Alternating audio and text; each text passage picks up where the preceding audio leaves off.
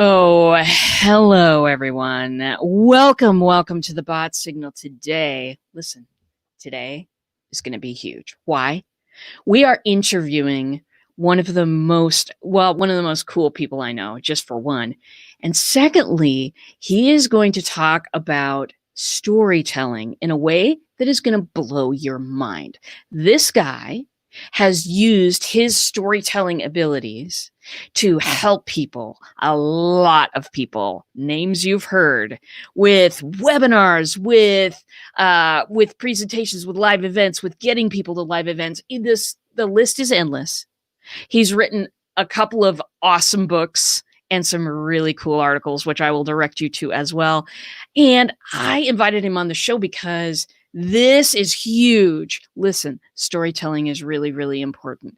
No one, me, you, no one likes to be sold to. Storytelling helps us improve our connection with people. And as you know, connection's the heartbeat of your business. So I'm going to bring this guy up because he's awesome.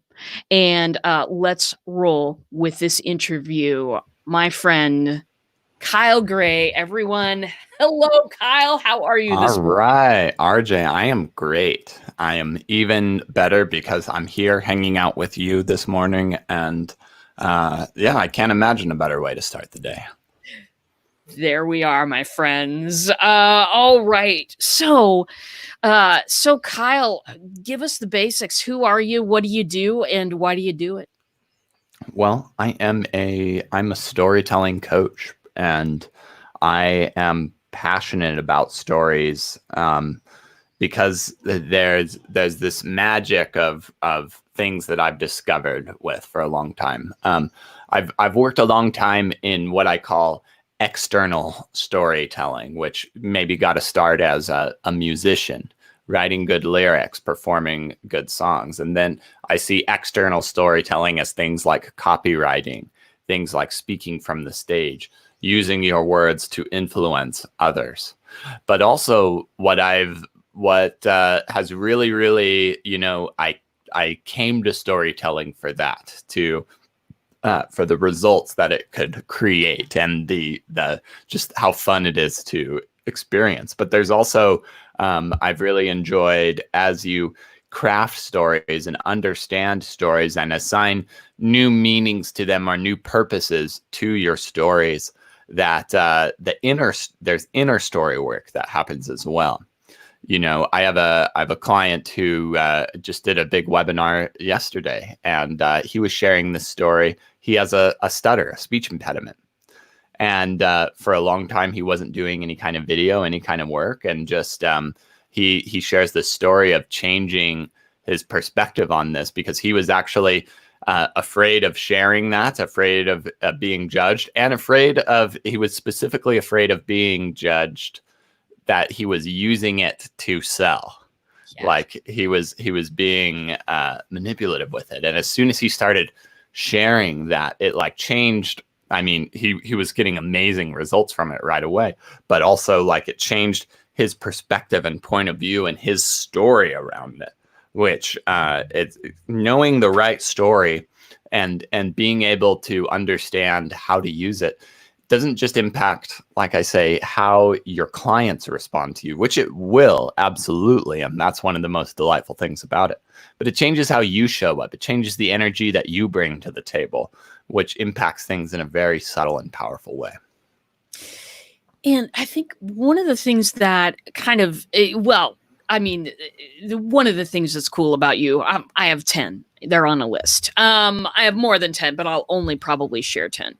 One of the things that is so cool about your approach here is that it is absolutely, it is sales oriented, it's connection oriented without being manipulative and douchey, which is most of the sales out there. 99% of the people that are selling out there use those types of manipulative tactics.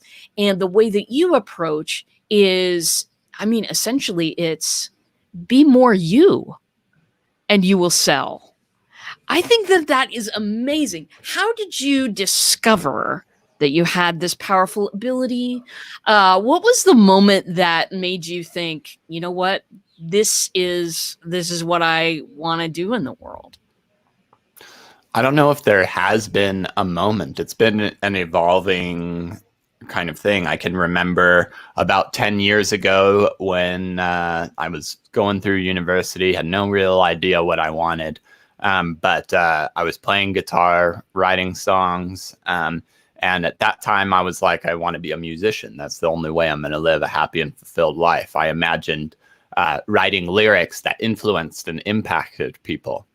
And but I can also remember around this time putting a lot of pressure on myself. I can remember sitting down in my room and picking up my guitar and being like, "We're going to write a hit song right now," and you know, just giving it a strum and having the string break and almost like whip me in the eye like a scorpion tail, as it should, if that's how you approach a guitar.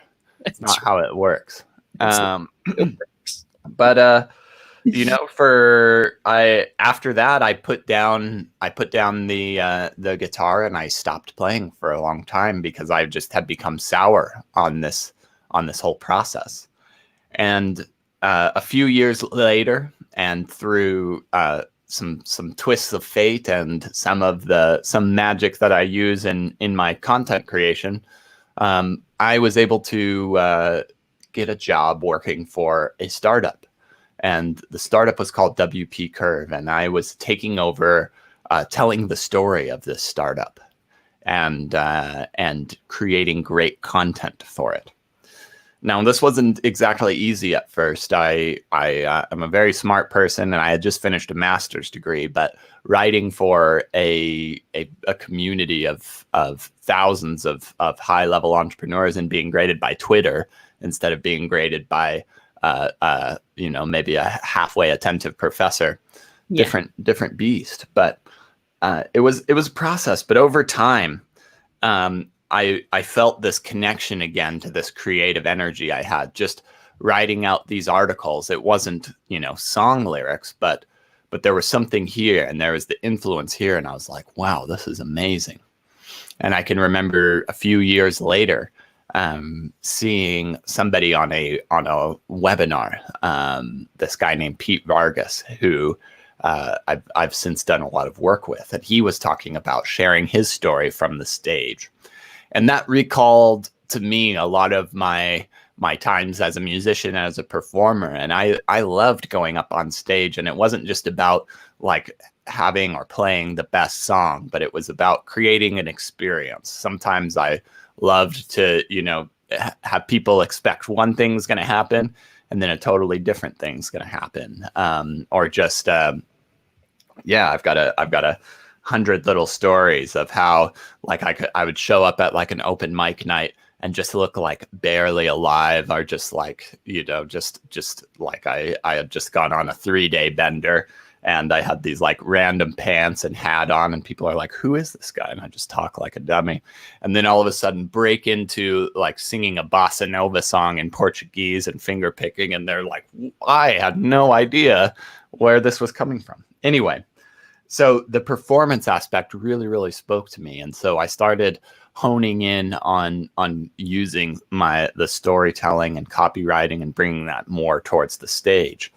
And since then, I've really just I've been working as an entrepreneur for about 5 years, and using stories in all kinds of formats, from the very long-term, long game style of content marketing, and to the short form, very results-oriented style of speaking from the stage or speaking from a webinar. Beautiful. We've got a little question from the audience here. How would you suggest someone in education use storytelling? I feel like I'm not sure exactly what your position in education is, questioner, but I would say that people in education, particularly teachers, are some of the best storytellers out there. If you are teaching students, if you like, and I'll assume that that's there, but like you have to command the attention of students all the time, and so you're probably naturally much better presenter than you give yourself credit for. If you're in administration, then I don't know. I can't speak to you. I worked in education administration for a little while though, so I feel for you there. But how do we use stories? We just need to understand the purpose of stories. It's not just in education, but this is the biggest roadblock for people. Is all kinds of people know they have stories, they just don't know how to use them. And so if we use a story to walk somebody down a path, to arrive at a conclusion, the story exists because there's a moral to the story. And you can't just tell us the moral to the story because it just is like preachy or something. But if you create an experience with a story and a path for us to walk down, then we come to that conclusion on our own. We experience the story as the protagonist in your story, and you just walk us through it. It's like Inception in a way, where you plant the idea in our mind and you lead us down this path to come to this conclusion. But instead of you telling us this directly, we come to it ourselves. And that makes your teaching much more effective. It helps us remember it. Another thing is when we try and teach, and this is something I see all the time with my clients, and it seems like the smarter and more successful they are, the worse they are at this. But they just try and teach so much. They just try and fire hose blast all of this, stuff that is brilliant stuff. But getting blasted by any kind of fire hose is no fun. And so a story allows us to share just the right amount of information to take us to just the right thought, just the right idea. And that gives us space to breathe. If we're just getting info, then we're taking notes so fast and we're missing things and we're like just panicked and frantic. But you can tell me the right story and plant the right idea in my head, and I'll remember it for a long time. It's like stories are a technology. They're one of the oldest technologies out there. Before writing, all we had is stories. And they follow the same framework that we followed for 10,000 or more years. That was how these myths and legends got passed down from generation to generation. And so if you use a story right, you can expect the idea to sink into somebody's head at least for hopefully a few weeks or months or years, if not, generations. Absolutely. Our friend Teresa here is a teacher, and she says she's trying to paint pictures for people around why it's important to let kids play. So yeah, she's definitely an educator. One of the things that I love the most about telling people a story and letting them, as you said, coming to their own conclusion, that's the learning part, right? That's the part where people really cement stuff into their brains, is when you let them come to their own conclusion. There's definitely an art form, to how to tell the story, but also, how many to tell and how to not, as you said, overstuff them with information, because that's something that I've done before. I'm a tech geek, and I love to talk about my technology, as you know, and I just want to give everybody everything, but that leaves them in a really tough place when I'm, trying to fill your head with knowledge. It leaves the audience in a tough place. So, how do you coach people out of that and into, here's just enough information to see if they're going to come forward and be interested? Yeah. So what I would say is the first thing you need to do is understand some types of stories and some story frameworks to work with. And if we're doing this in a presentation, and the word presentation, I like it because it's very loosely defined. Hopping on a podcast, hopping on an interview like this one, Facebook live stream, or you're on stage in front of hundreds of people, whatever the case may be for you. Different stories serve different purposes.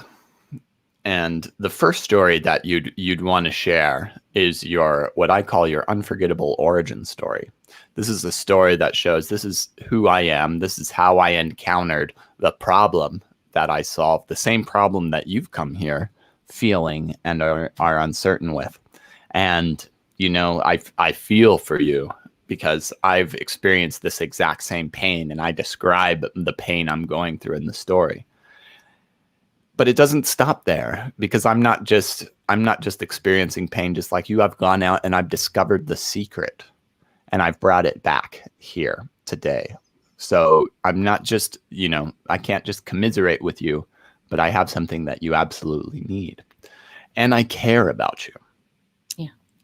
And so usually a simple 5-minute story of saying, I encountered this problem and it was so painful that I went out to find a solution. And over time, it took lots of costly and painful mistakes, and I wanted to figure it out, but then I did figure it out. And here's another powerful thing about a great origin story. If you can describe perfectly in the customer's language, because what you always want to be remembering is, even if you're telling a story about yourself, your listener is experiencing it in their shoes. So it's always about the customer, always about the experience and the thoughts that you create for them. And so if you can, describe the situation perfectly that they are in right now, and then show us the transformation that you create that they want, in your own story. Show us, I once didn't have any cash. Now I've got great cash flow. I once didn't like the person I saw in the mirror. Now I've totally recognized, or I barely recognize that sexy beast I see. Where once I was afraid to share my story, now I do it boldly. Showing us this transformation within this not only gives us a hint at what you do and what you're going to offer us, but and it gets us excited. So this origin story is a powerful way to introduce yourself or introduce a new problem. You can use this framework. The first one I work with most of my clients is the how did I get into this biz version of this story. But you can use that sometimes, or you could use it to say, I was in the biz and I encountered this problem, and this is how it showed up for me. And so it can be your origin story or the origin of the problem for you. The next is a success projection story. This is the one where it's really, there's a careful balance and a good execution in what's teaching enough, what's teaching too much. When we are teaching our thoughts and our ideas and our teaching points in our presentations, it's best to weave in these success projection stories. These are essentially testimonials, but when you just share testimonials, people are a little bit skeptical of them. They're like, did they really say that? But if you build it into your teaching point, then people will take notes on it and they'll be excited to hear about it more. And so you could say it like this. One of my clients, Charles, came to me with this problem. His webinar was just scattered and it wasn't creating the results he wanted.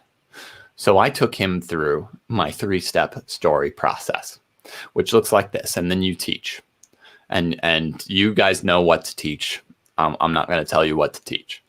And then just right in the end, you bring it back. You know what we did for Charles? It got him these results.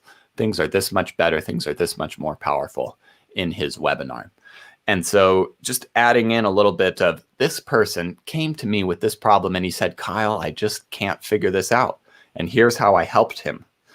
You build this around your teaching, and then all of a sudden, we're not only getting the great information that you've come to teach, but we're also learning, oh, Kyle has a coaching program. Oh, he helps people with with these problems. Oh, I wonder if he would help me with this problem.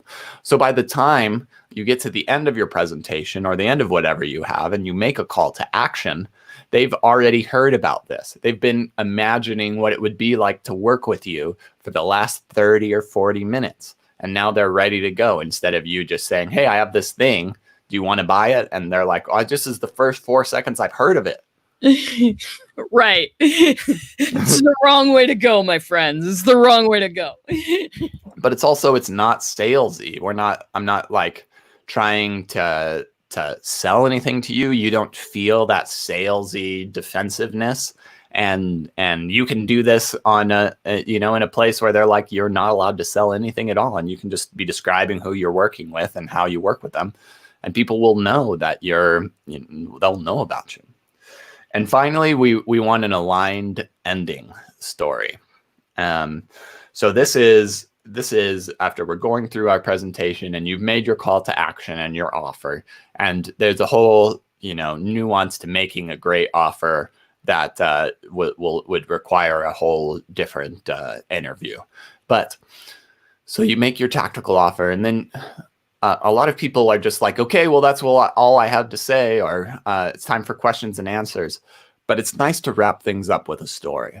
And this aligned ending story, again, it brings us back to the moral. What is the moral of your presentation that you want people to leave with?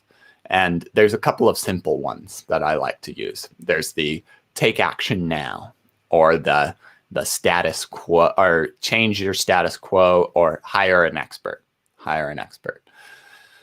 And so I'll give you a couple of examples of each of these in a moment. But what we want to do is tell a story that has nothing to do with whatever you're teaching about. If you talk about business, don't talk about business. If you're a health coach, nothing about health. It's just a normal, everyday life thing that's going on. And we want to experience that. And so here's one that from a financial planner that I worked with. I woke up and my wife came, or my wife was in the kitchen, and she said, hey, Bob, the dishwasher is broken. You need to fix it, or you need to call a repairman to get it fixed. And I said, I just don't think so. Like, that's going to be expensive, and I've got YouTube. I'm going to be able to figure this out on my own. And so I open up my computer, watch a few YouTube videos, and start working away at this dishwasher. I'm moving these pieces, turning this thing, and then all of a sudden, snap. And I've where the dishwasher once was broken, now it's really broken. And so I take this piece that I just broke, and I dial the repairman. And my wife's like, mm-hmm. So the repairman comes into the dishwasher, replaces the piece, gets everything fixed up, and says, replaces the piece and says, hey, you're all done. And I say, but wait, it was broken before I broke it. Did you fix that too? And he said to me, Bob, you are just putting too much soap in the dishwasher. So here's the story. And then we turn it around and we tell him the moral. Now we've brought him down this path. Let's give him the conclusion. There comes times in our lives where we want to cut a corner and save a little bit of cash in the short run. But oftentimes, hiring an expert saves you more and prevents a lot of headaches in the process. You only plan retirement once in your life, and you may only have to fix a dishwasher once or twice in your life. I help people plan their retirements every day. So I hope that you work with an expert on this choice. And so, you bring us to this nice conclusion, and it gives us that same feeling of like when you just watch a great movie and it's resolved, and you're like, oh, the story, I feel resolved in here, and it leaves us with the right feeling. And for many people, we don't make decisions based on information. We make decisions based on a feeling we have. Yeah, true. And I'll share one more with you. This is actually from one of my presentations that I use. This is called the hidden gem. And I use this particularly with health and wellness experts. But since my own health transformation, I've returned to the deserts of southern Utah. I love hiking and climbing and biking, particularly in a place. I went down to this place called Zions National Park. It's a gorgeous canyon filled with amazing panoramas, multicolored rocks, and just everything. I took my bike down to Zions National Park this time to get out of there. They just have these shuttle buses moving people up and down the park that are very stuffy and hot. Not as fun. So I took my bike down to the park, and I had a totally different experience there where people are stuffed in these shuttles. I'm riding around, feeling the breeze. I see deer. I get to dip my feet in cool water. And I kept riding my bike deeper and deeper into the park, far between any of the common crowded shuttle stops. And I find this treasure hidden between two cliffs. I go up and I see this small waterfall that is just this sparkling oasis of water, lush ferns, and green trees that shaded me from the hot desert sun. And I'm blown away. I'm looking at this spot, and in this park where people come from all over the world to see, I feel like this is one of the most beautiful places. But I look behind me to the road, and I see all of these shuttles passing by. All of these people have no idea that they're missing out on this hidden gem. A lot of you out there are also hidden gems. And you could make such an impact if they knew your story. I help people share their story. And I hope you will join me to craft a story and share your hidden gem. And so, yeah, you bring it together, and it's great. You're wrapped in this story, and then we resolve it and we feel it, and then you just can give us the message. And this is very, very powerful stuff, and leaves us just in the right place. It's a beautiful way to bring someone to a conclusion. It's gentle. It's you. It's not pretending and let's say all of the buzzwords. A lot of people do that. I've done that in the past too. Say all of the buzzwords to get people excited, and all of this kind of stuff. But your approach is it's just a beautiful thing. Where can people get a hold of you to learn a little bit more about my dear Kyle Gray? You can go to thestoryengine.co. That is my website where you can learn more about my books. You can check out my podcast. I have all kinds of amazing articles on storytelling on there as well. There's a wealth of information.